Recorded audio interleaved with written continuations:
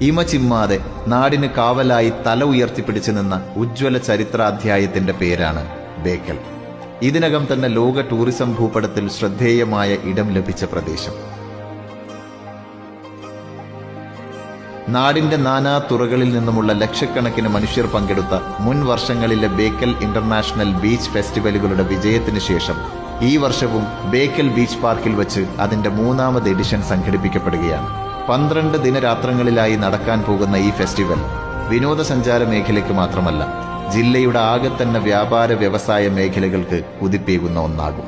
ടൂറിസത്തിൽ ഊന്നിയുള്ള നാടിന്റെ സുസ്ഥിര വികസനം, അതാണ് ഭാവനാപൂർണമായ ഇത്തരമൊരു പരിപാടിയുടെ ലക്ഷ്യം.